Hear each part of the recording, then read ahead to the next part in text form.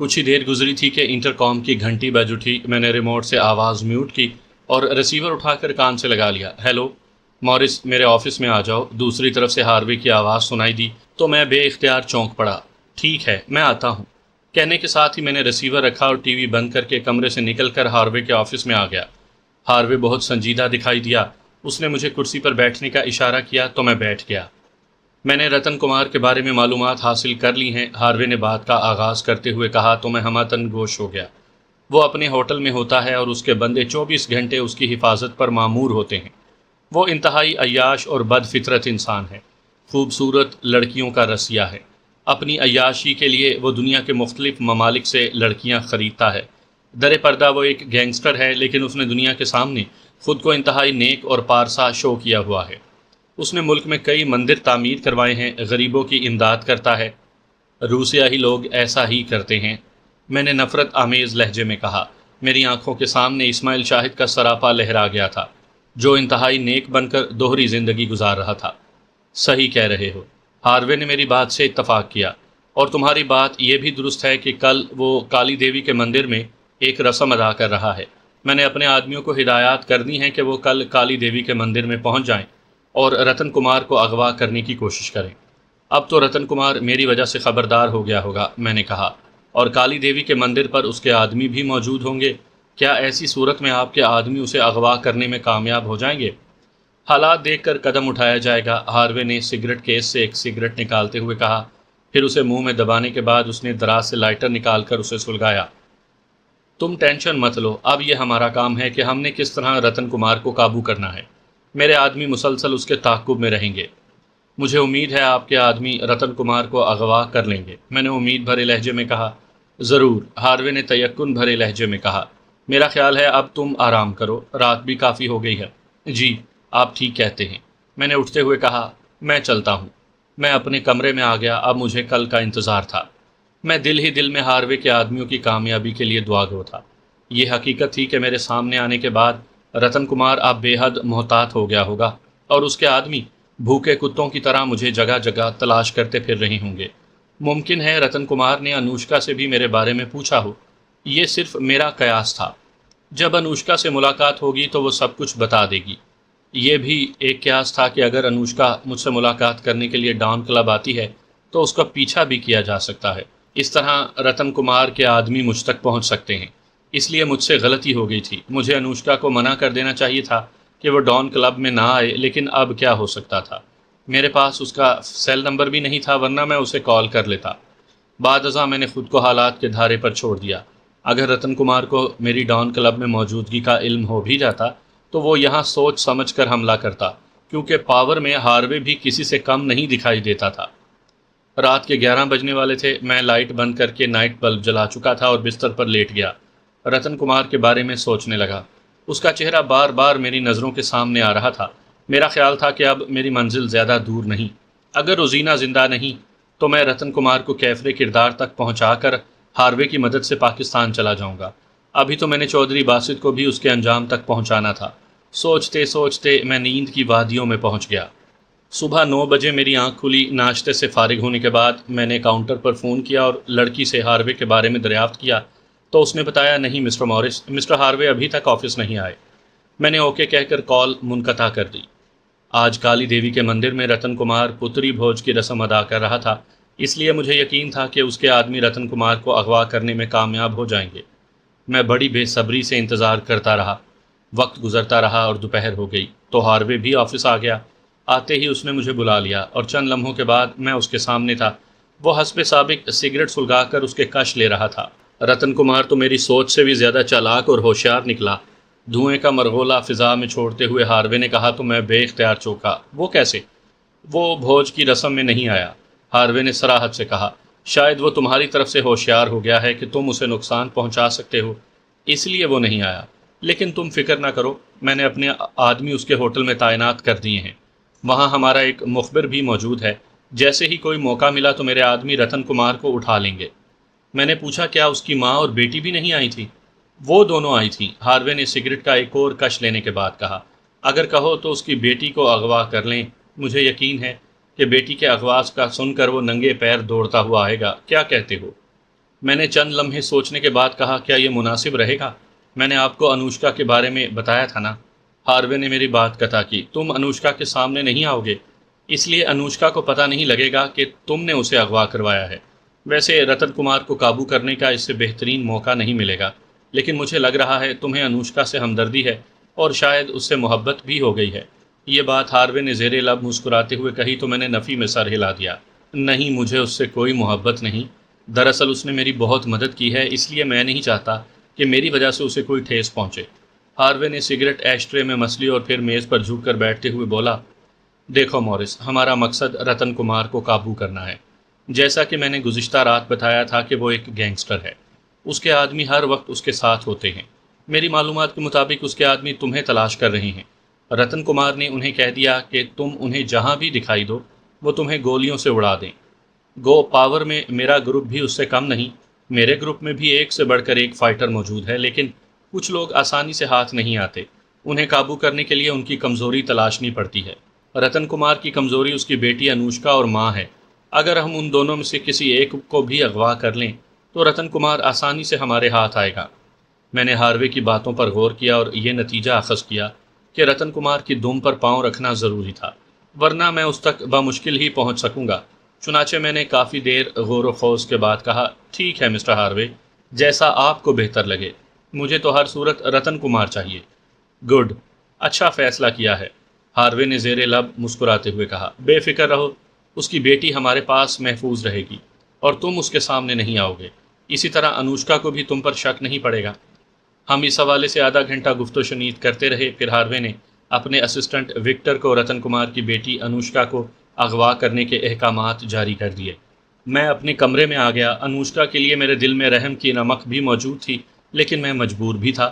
مجھے اپنی بہن کے بارے میں معلومات حاصل کرنا تھی۔ میں جانتا تھا کہ رتن کمار اب میرے خون کا پیاسا ہو چکا ہوگا۔ اس کے ہر کارے مجھے جگہ جگہ تلاش کرتے پھر رہے ہوں گے۔ ممکن ہے رتن کمار نے انوشکا سے بھی میرے بارے میں معلوم کرنے کی کوشش کی ہو۔ اگر انوشکا نے رتن کمار کو بتا دیا ہوتا کہ میں ڈان کلب میں موجود ہوں تو اس کے ہر کارے اب تک یہاں آ دھمکے ہوتے، لیکن دوسرا روز ہونے کے باوجود ان کے نہ آنے کا مطلب یہی تھا کہ انوشکا نے رتن کمار کو ڈان کلب کے بارے میں نہیں بتایا۔ دوپہر کا کھانے کے بعد میں کلب سے باہر نکلنا چاہتا تھا، لیکن پھر میں نے ارادہ ترک کر دیا۔ باہر نکلنا میرے لیے خطرہ تھا، اس لیے میں نے کھڑکی کھولی اور باہر کا نظارہ کرنے لگا۔ باہر زندگی رواں دواں تھی، ہر کوئی اپنی دنیا میں مست تھا۔ دفعتاً میری نظر ایک ٹیکسی پر پڑی جو کلب کے گیٹ پر رکی تھی۔ پچھلی نشست کا دروازہ کھلا اور ایک لڑکی باہر نکل آئی۔ وہ انوشکا تھی۔ اسے دیکھ کر میں بے اختیار ٹھٹک گیا۔ وہ یقیناً مجھ سے ملنے آئی تھی، کیونکہ اس نے کہا تھا کہ وہ مجھ سے ملنے ڈان کلب آئے گی۔ میری سمجھ میں نہیں آیا کہ میں کیا کروں، کیونکہ ہاروے اسے اغوا کرنے کا پروگرام بنائے ہوئے تھا۔ مجھے حیرت تھی کہ انوشکا اتنی جلدی مجھ سے ملنے آ سکتی ہے، حالانکہ آج اس کے دادا کے نام پر ایک رسم رکھی گئی تھی۔ کہیں مجھے ٹریس کرنے کے لیے رتن کمار کوئی چال نہ چل رہا ہو۔ کچھ سوچ کر میں نے انٹرکام کا ریسیور اٹھایا اور ریسیپشن کے نمبر ملائے۔ یس، رابطہ ہوتے ہی دوسری طرف سے کاؤنٹر گرل کی آواز سنائی دی۔ مس، میں مورس بول رہا ہوں، میں نے جلدی سے کہا۔ اگر کوئی بھی مجھ سے ملنے آئے تو آپ کہہ دیجیے گا کہ اس نام کا کوئی آدمی یہاں نہیں ہوتا۔ آپ میری بات سمجھ گئی ہیں نا؟ جی مورس صاحب، میں سمجھ گئی، لڑکی نے جواباً کہا۔ آپ بے فکر ہو جائیں۔ اوکے تھینکس، کہنے کے ساتھ ہی میں نے ریسیور رکھا۔ دفعتاً مجھے ہاروے کا خیال آیا تو میں نے ہاروے کو کال کی۔ یس، ہاروے کی آواز سنائی دی۔ مسٹر ہاروے، میں نے کہا، رتن کمار کی بیٹی انوشکا مجھ سے ملنے آپ کے کلب میں آئی ہے۔ میں نے ریسیپشن پر کال کر کے کہہ دیا ہے کہ اگر وہ میرے بارے میں پوچھے تو وہ کہہ دے کہ اس نام کا کوئی آدمی نہیں۔ تم نے اچھا کیا، ہاروے نے میری بات کو سراہتے ہوئے کہا۔ یہ اچھا ہوا کہ اس کی بیٹی خود ہی چل کر یہاں آئی ہے۔ میں ابھی اپنے آدمیوں کو احکامات جاری کرتا ہوں۔ میں نے ریسیور رکھا اور انوشکا کے بارے میں سوچنے لگا کہ مجھے ایسا نہیں کرنا چاہیے تھا، لیکن میں مجبور تھا۔ رتن کمار کو سامنے لانے کے لیے ایسا کرنا ضروری تھا۔ ہاروے کی بات بالکل درست تھی۔ جب رتن کمار کو اپنی بیٹی کے بارے میں پتہ چلے گا تو وہ دوڑا دوڑا آئے گا۔ کچھ دیر کے بعد میں نے دوبارہ ریسیپشن پر کال کی اور کاؤنٹر گرل سے پوچھا، کیا کوئی مجھ سے ملنے آیا؟ جی سر، اس نے جواباً کہا۔ مس انوشکا آئی ہے، وہ آپ کے بارے میں پوچھ رہی تھی۔ میں نے اسے بتایا کہ اس نام کا کوئی آدمی یہاں نہیں ہوتا، لیکن وہ باضد ہے، کہتی ہے کہ مورس اسی کلب میں آیا تھا۔ اب وہ ایک ٹیبل پر منہ پھلائے بیٹھی ہے۔ ٹھیک ہے، کہنے کے ساتھ ہی میں نے رابطہ منقطع کر کے ایک طویل سانس لی۔ پتہ نہیں ہاروے کے آدمی انوشکا کو کیسے اغوا کریں گے۔ کلب میں اس وقت لوگوں کی آمد و رفت شروع ہو چکی تھی۔ میرا ایک ایک لمحہ بے چینی میں گزر رہا تھا۔ سامعین کرام، آپ سن رہے ہیں ایک دلچسپ اردو کہانی جس کا نام ہے روسیا۔ یہ اس سلسلے کی قسط نمبر 102 ہے۔ مجھے امید ہے آپ کو میری یہ کاوش پسند آ رہی ہوگی۔ آپ نے اگر ابھی تک میرا چینل کہانی گھر سبسکرائب نہیں کیا تو ابھی میرے چینل کو سبسکرائب کر کے بیل نوٹیفیکیشن آن کر لیجئے تاکہ آنے والی ہر نئی کہانی کی اطلاع بر وقت آپ تک پہنچ سکے۔ بے چینی اس قدر بڑھی کہ میں نے اٹھ کر کمرے میں ٹہلنا شروع کیا۔ وجود میں انجانی سی اضطرابی لہریں دوڑ رہی تھیں۔ ایک پل کے لیے بھی سکون میسر نہیں تھا۔ دفعتاً میرے سیل فون کی بیل بجی تو میرے قدم بے اختیار تھم گئے اور میں نے پتلون کی جیب سے سیل فون نکال کر سکرین پر دیکھا تو ایک انجانے نمبر سے کال آ رہی تھی۔ کس کا نمبر ہوگا یہ؟ میں بڑبڑایا۔ دفعتاً میرے ذہن میں انوشکا کا خیال آیا۔ اس نے مجھ سے میرا نمبر لیا تھا، شاید وہی کال کر رہی تھی۔ میں نے یس کا بٹن پریس کر کے سیل فون کان سے لگایا لیکن بولا کچھ نہیں۔ ہیلو علی، میں انوشکا بات کر رہی ہوں۔ دوسری طرف سے انوشکا کی آواز سنائی دی تو میں طویل سانس لے کر رہ گیا۔ میرا اندازہ درست ثابت ہوا تھا۔ چونکہ میں اسے اپنا اصل نام بتا چکا تھا اس لیے اس نے مجھے میرے اصل نام سے ہی پکارا تھا۔ ہاں بولو انوشکا، میں نے لہجے کو حتی الامکان نارمل رکھنے کی کوشش کرتے ہوئے جواباً کہا۔ کہاں ہو تم؟ اس نے جلدی سے پوچھا۔ تم نے کہا تھا کہ تم ڈان کلب میں ملو گے۔ میں یہاں موجود ہوں اور کاؤنٹر گرل کہتی ہے کہ اس نام کا کوئی آدمی نہیں۔ کیا بکواس ہے یہ؟ کہاں ہو تم؟ بتاؤ۔ میں تمہیں ایک اہم بات بتانے آئی تھی اور تم ہو کہ کلب میں موجود ہی نہیں۔ وہ ایسے بول رہی تھی جیسے میری بہت ہی قریبی دوست رہی ہو اور ہم دونوں کے درمیان بے تکلفی کی دیوار گری ہوئی ہو۔ کوئی اور موقع ہوتا تو میں شاید اسے جھاڑ دیتا، لیکن اس نے کہا تھا کہ وہ کوئی اہم بات بتانے آئی ہے۔ میں نے ضبط اور تحمل کا مظاہرہ کیا۔ کیا اہم بات بتانی ہے؟ پہلے تم بتاؤ کہ کہاں ہو اس وقت۔ اس نے میری بات نظر انداز کی۔ میں سوچنے لگا کہ اسے کیا بتاؤں۔ دفعتاً مجھے انوشکا کی آواز سنائی دی۔ شاید وہ کسی سے بات کر رہی تھی، پھر کال کٹ گئی۔ میں سمجھ گیا کہ شاید ہاروے کے آدمیوں نے اپنا کام کر دیا ہے۔ میں نے طویل سانس خارج کرتے ہوئے سیل فون پتلون کی جیب میں رکھا۔ دفعتاً مجھے ایسی آوازیں سنائی دی جیسے بھگدڑ سی مچ گئی ہو۔ میں چونکا۔ میں نے دروازے سے کان لگا کر سنگن لینے کی کوشش کی لیکن سوائے بھگدڑ کے اور کچھ سنائی نہ دیا۔ اوہو، یہ کیا ہو رہا ہے؟ میں پریشانی سے بڑبڑایا۔ جب کچھ سمجھ میں نہ آیا تو میں نے انٹرکام کا ریسیور اٹھایا اور ریسیپشن پر کال کی۔ ہیلو۔ رابطہ ہوتے ہی دوسری طرف سے کاؤنٹر گرل کی آواز سنائی دی۔ یہ کیسی آوازیں ہیں؟ کیا کچھ ہوا ہے؟ میں نے پوچھا۔ جی سر، کاؤنٹر گرل نے جواباً کہا، کچھ لوگوں نے کلب پر حملہ کیا ہے۔ اوہو، کون ہیں یہ لوگ؟ میں نے چونکتے ہوئے دریافت کیا۔ معلوم نہیں سر، اس نے جواب دیا۔ شاید وہ اس لڑکی کے ساتھی ہیں جو آپ سے ملنے آئی تھی۔ کہنے کے ساتھ ہی اس کی خوفناک چیخ نے میرے کان کے پردوں کو مجروح کیا۔ شاید اس کے ہاتھ سے ریسیور چھوٹ گیا تھا یا اس پر کسی چیز سے حملہ کیا گیا تھا۔ بتاؤ وہ چھورا کہاں ہے جس سے انوشکا ملنے آئی تھی؟ میں ریسیور رکھنے ہی لگا تھا کہ دفعتاً ایک کرخت آواز میری سماعت سے ٹکرائی اور میں اس آواز پر غور کرنے لگا۔ وہ آواز 100% دیپک کی تھی، جسے اس کے ساتھی دیپک بابو کہتے تھے۔ کون؟ کاؤنٹر گرل کی کپ کپاتی آواز گونجی۔ تو سیدھی طرح بتاتی ہے یا میں تیرا بھیجا اڑا دوں؟ بول، کہاں ہے وہ چھورا؟ دیپک غرایا۔ شاید اس نے کاؤنٹر گرل کے سر کے بال جکڑ لیے تھے کیونکہ اس کے منہ سے دردناک چیخ نکلی تھی اور ساتھ ہی وہ گڑ گڑائی بھی تھی۔ میرے بال چھوڑ دو۔ سالی، سیدھی طرح بتاتی ہے یا تیرا برا حشر کروں؟ آخری بار پوچھ رہا ہوں۔ دیپک کی فیصلہ کن آواز سنائی دی۔ بتا دے وہ چھورا کہاں ہے ورنہ میں تیرے ساتھ اب کوئی رعایت نہیں کروں گا۔ دیپک بابو، تم اسے گولی مار دو، ہم کمروں میں دیکھتے ہیں۔ وہ کسی نہ کسی کمرے میں چوہے کی طرح چھپا بیٹھا ہوگا۔ دفعتاً ایک مردانہ آواز سنائی دی۔ شاید وہ دیپک کا ساتھی تھا اور اس کے قریب ہی کھڑا تھا۔ اس کی بات نے میرے تن بدن میں آگ سی بھر دی۔ تم سب جاؤ اور اس چھورے کو تلاش کرو، دیپک نے بے رحمانہ لہجے میں کہا۔ اسے زندہ نہیں بچنا چاہیے ورنہ رتن بابو ہماری کھال ادھیڑ دے گا۔ میں ہونٹ بھینچے کھڑا ان کی باتیں سنتا رہا۔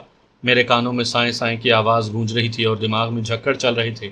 دیپک کی باتوں سے یہی نتیجہ اخذ کیا تھا کہ وہ انوشکا کی نگرانی کرتے رہے تھے اور جب وہ ڈان کلب آئی ہوگی تو وہ یہی سمجھے ہوں گے کہ میں اسی کلب میں چھپا ہوا ہوں۔ میری سمجھ میں نہیں آ رہا تھا کہ اب میں کیا کروں اور کیا نہ کروں۔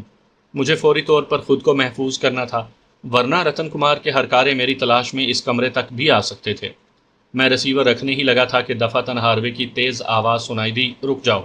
دوسری طرف یوں خاموشی چھا گئی جیسے سب کو سانپ نے سونگھ لیا ہو۔ لمحہ بھر کی خاموشی کے بعد ہاروے کی دوبارہ آواز سنائی دی، کیا ہو رہا ہے یہ اور کون ہو تم لوگ؟ اس سے پہلے کہ ان کے درمیان ہونے والی بات چیت میں سن سکتا، کسی نے ریسیور کریڈل پر رکھ دیا اور رابطہ منقطع ہو گیا۔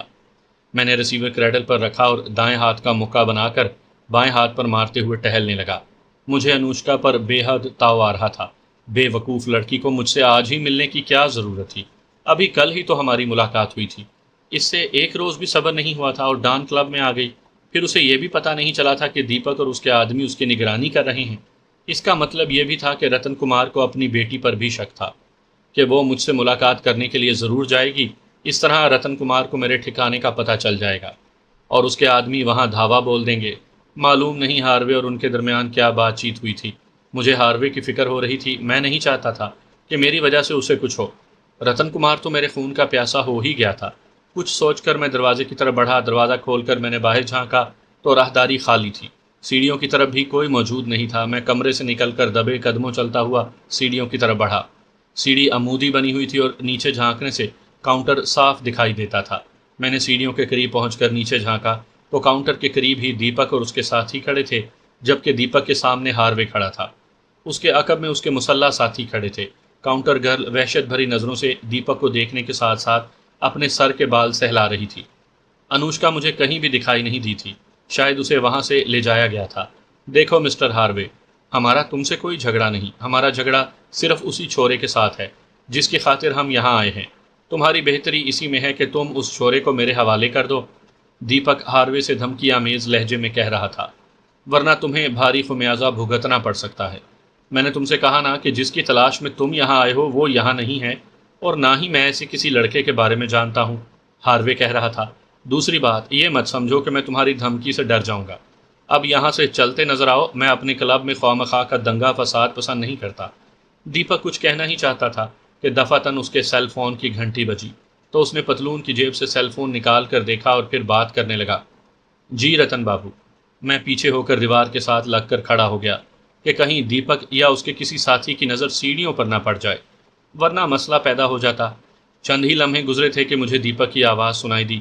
وہ ہاروے سے کہہ رہا تھا، رتن بابو نے کہا ہے کہ تمہیں کل تک کی مہلت دی جاتی ہے۔ اگر کل تک تم نے اس چھورے کو ہمارے حوالے نہ کیا تو پھر تیرے لیے بہت سے مسائل پیدا ہوں گے۔ ہو سکتا ہے تمہیں اس کلب سے بھی ہاتھ دھونے پڑ جائیں۔ چلتے ہیں۔ کہنے کے ساتھ ہی وہ اپنے ساتھیوں کے ساتھ چلا گیا اور میں واپس کمرے میں آ گیا۔ ہاروے میری وجہ سے مشکل کا شکار ہو گیا تھا۔ انوشکا کی وجہ سے ہمارا بنا بنایا کھیل بگڑ گیا تھا۔ کچھ ہی دیر گزری تھی کہ انٹرکام کی گھنٹی بج اٹھی۔ میں نے جلدی سے آگے بڑھ کر ریسیور اٹھا لیا۔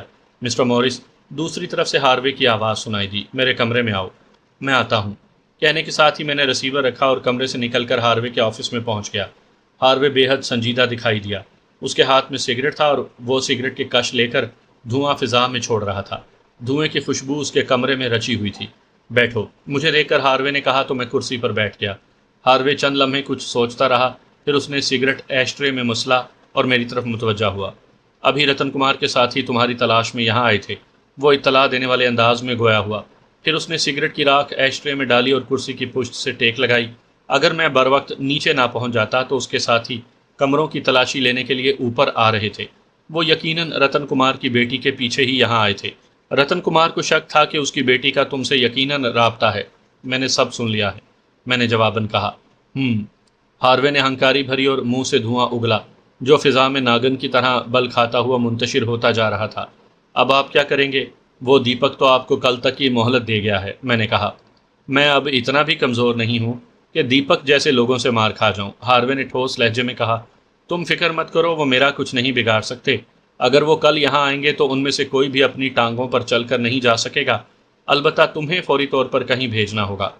میں اس کی بات سن کر چونکا۔ کیا مطلب؟ میں سمجھا نہیں۔ آپ مجھے کہاں بھیجیں گے؟ محفوظ جگہ پر، ہاروے نے سگریٹ کا کش لیتے ہوئے کہا، تاکہ تمہیں کوئی نقصان نہ پہنچ سکے۔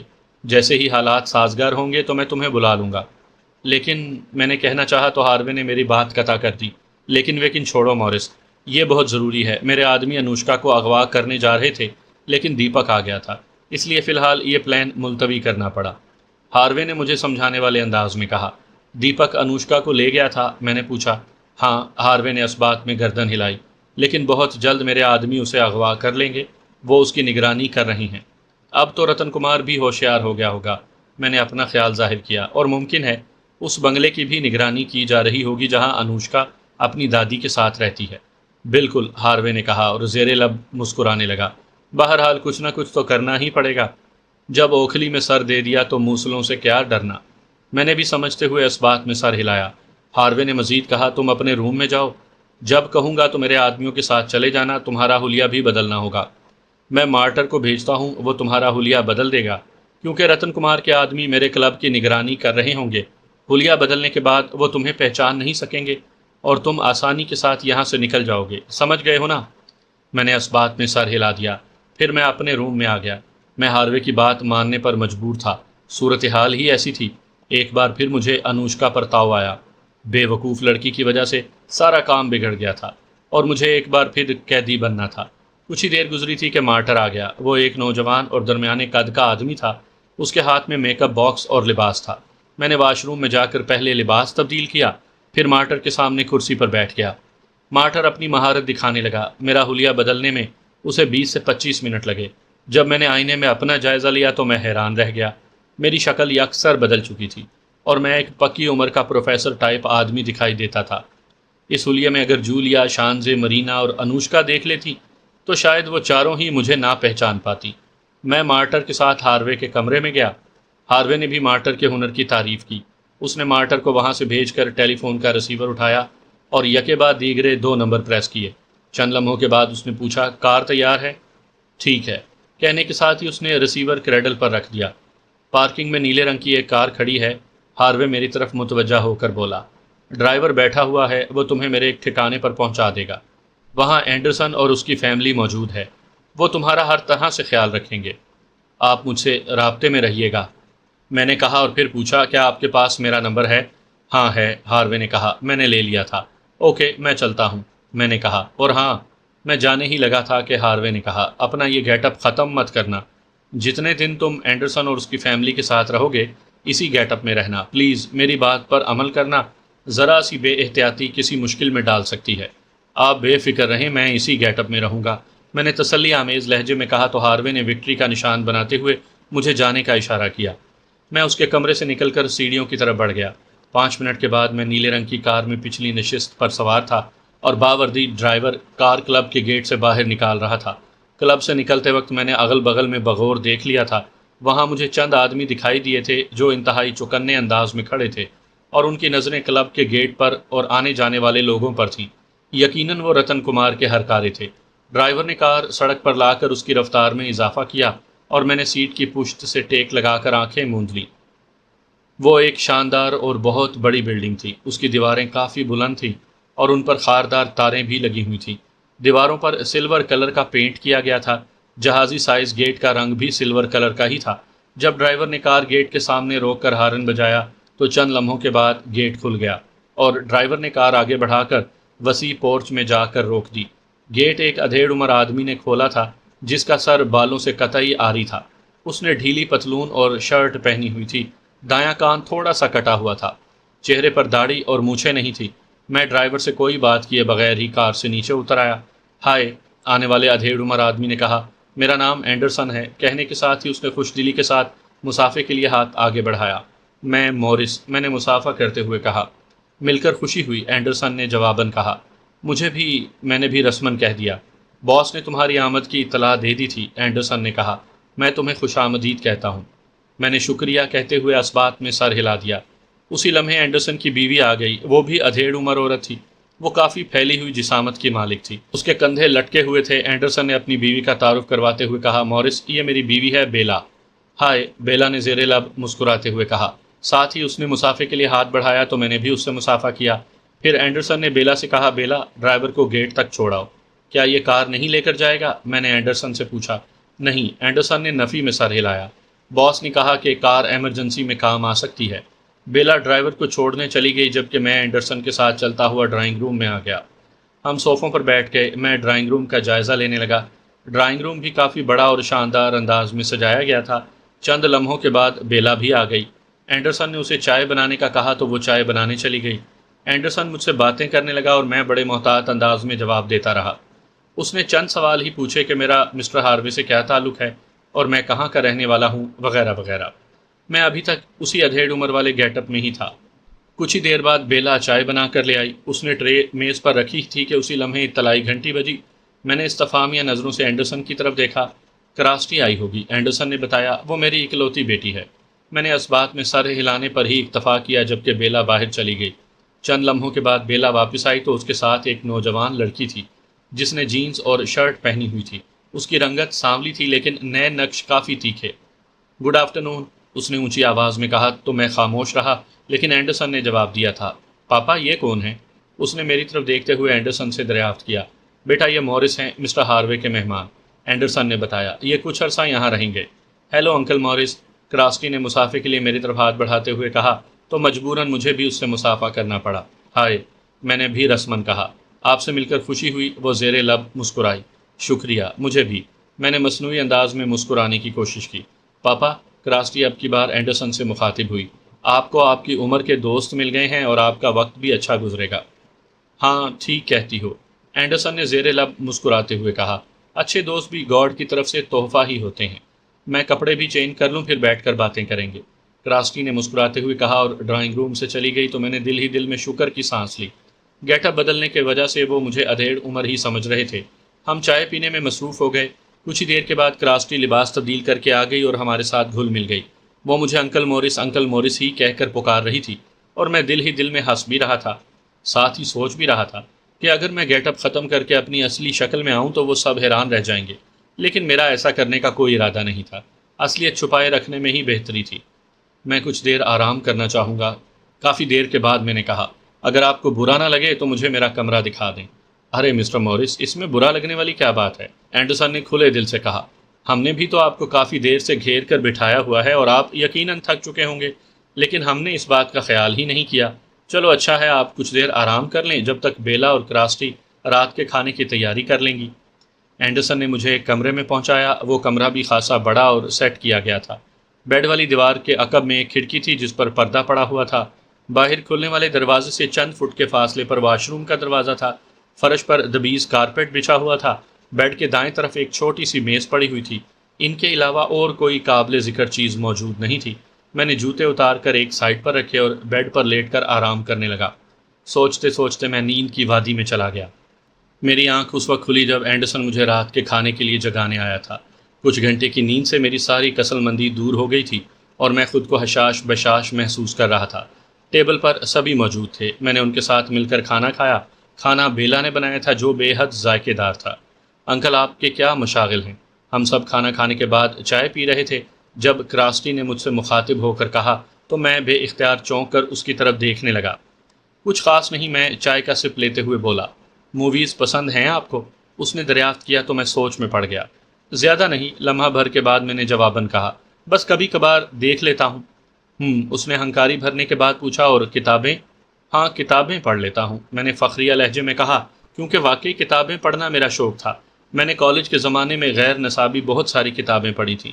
مثلاً کس ٹاپک پر کتابیں پڑھنا آپ کو پسند ہیں؟ کراسٹی تو میرا انٹرویو ہی لینے پر تل گئی تھی۔ اینڈرسن اور اس کی بیوی بیلا دلچسپی سے ہم دونوں کی گفتگو سن رہے تھے۔ کرائم، جاسوسی، فکشن، میں نے جو ذہن میں آیا کہہ دیا۔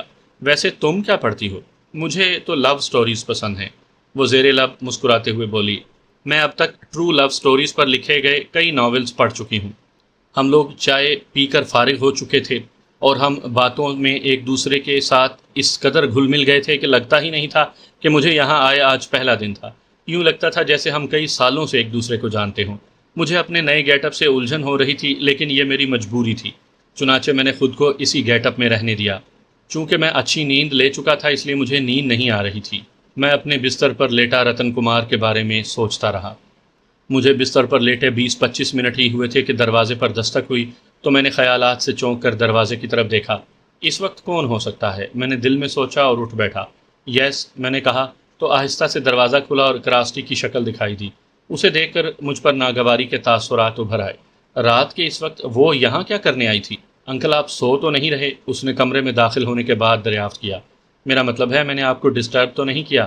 نہیں، میں جاگ رہا تھا، میں نے مصنوعی انداز میں مسکرانے کی کوشش کرتے ہوئے کہا۔ کیا تمہیں مجھ سے کوئی کام تھا؟